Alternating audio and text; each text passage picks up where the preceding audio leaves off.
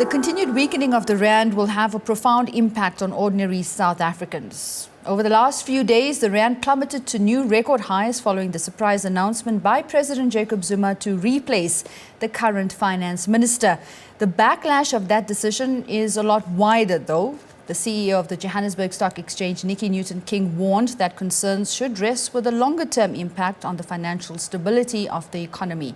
So how does the health of the South African economy bode at the end of Q4 of 2015? Are consumers confident enough to spend more this festive season? And what kind of longer-term impact are economists referring to following President Jacob Zuma's arbitrary decision to sack the finance minister? Well, to discuss this and other economic indicators, I'm joined now by Loos, Chief Property Strategist of First National Bank. Welcome. Always such a pleasure to have you in studio, Thank you. John. Tumultuous year for the South African economy, but I want to start with the credit downgrades.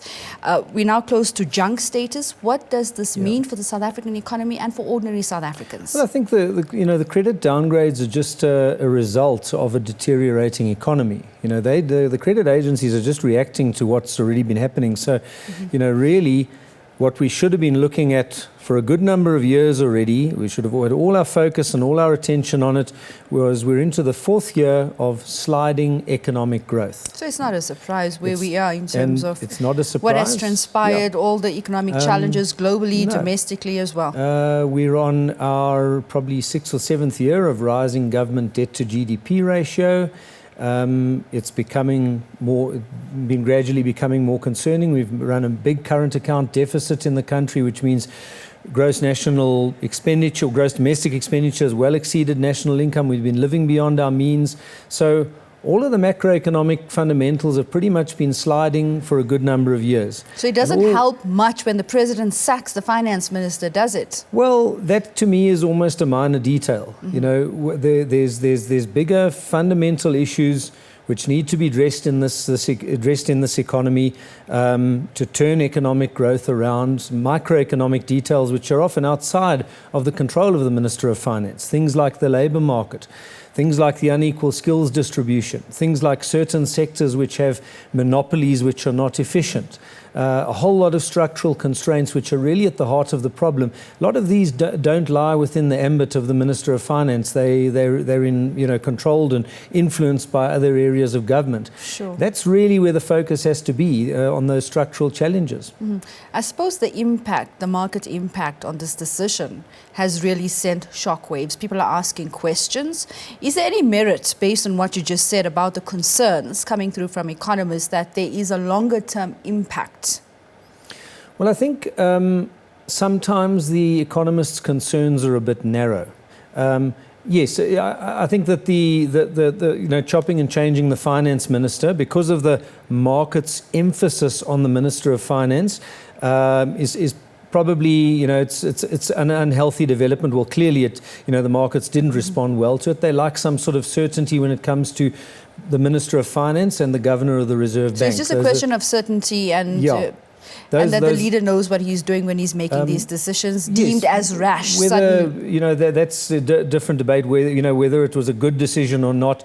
The markets like some sort of certainty. They like some sort of preparation and warning and not too much, chopping and changing. But I think that where we probably go wrong as a society, and where the markets and a lot of my economist friends perhaps go wrong, is that they place too much emphasis on one or two ministries. What's probably the most important economic department is the Department of Education or the Department of Labour. Sure. There's a whole host of others.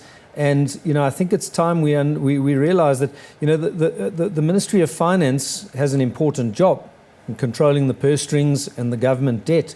But if we're going to grow as an economy, if the government revenues are going to be turned around and the government debt burden is going to come down, the Minister of Finance appointment probably isn't that important. What's more important is that we get these structural challenges right. So I think what you're saying is the response coming through is more politically based.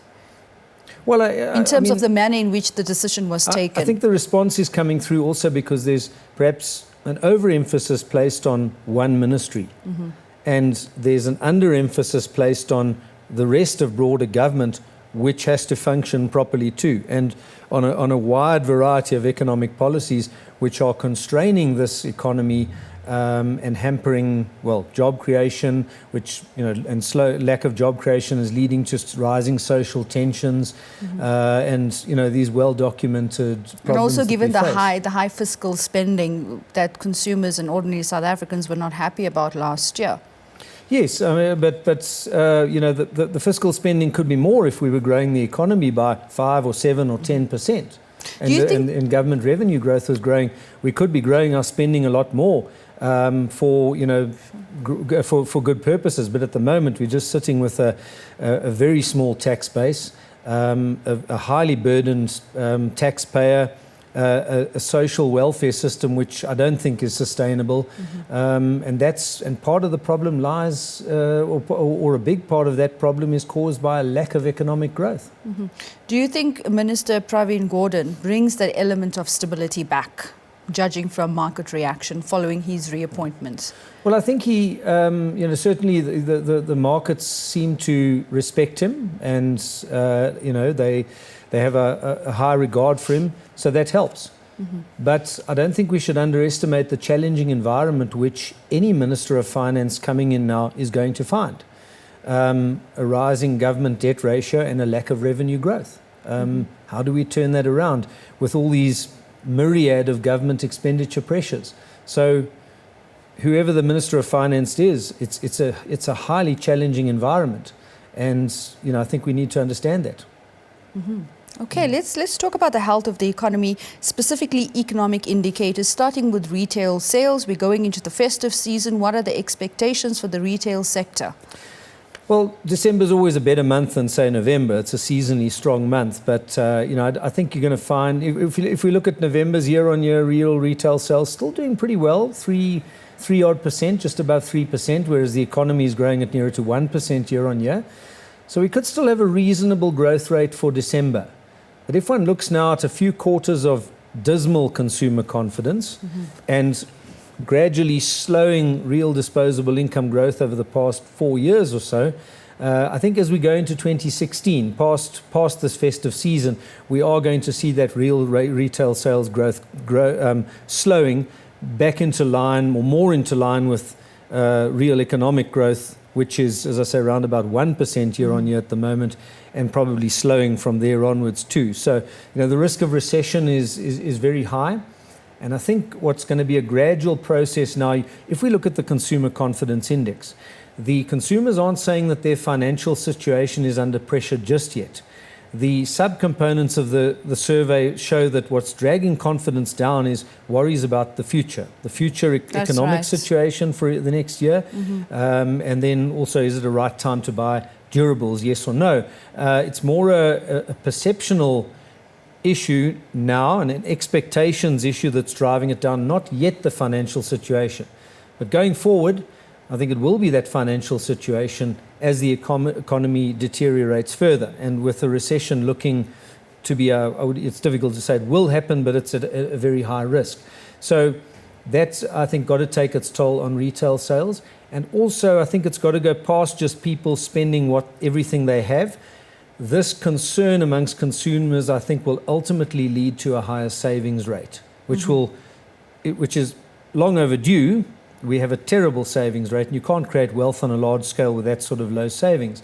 So it's long overdue, but while that's happening, while that savings rate is rising, that could compress retail and general consumer demand growth even further. Sure, and these are important decisions to be making. Should I buy durable goods or not? Should I invest in a car? Should I invest in new property? Because the Federal Reserve Bank will be making that announcement soon on whether they will be raising interest rates. And talk has been that interest rates will most likely go up next year, and this will all impact on disposable income. So best advice for consumers is to be prudent in terms of how they plan for next year going forward. Perhaps interest rates will be more favorable for saving, as you've indicated as well. Well, absolutely. I think it is the time now. Look, no matter what time it is, I think most people would agree, most analysts, most financial planners would agree that on average South Africans save too little.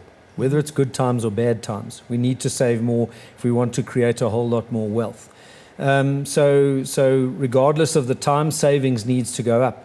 I think it's even more relevant now if it's tougher. It gets tougher to save now because income growth is under pressure, but it's more crucial than ever if one can and one needs to try to live well within your means. And the poor obviously have limits, heavy limits, but when you get into the middle and higher income groups, there's often a lot more that you can do than what you think. And especially if you're an aspirant home buyer.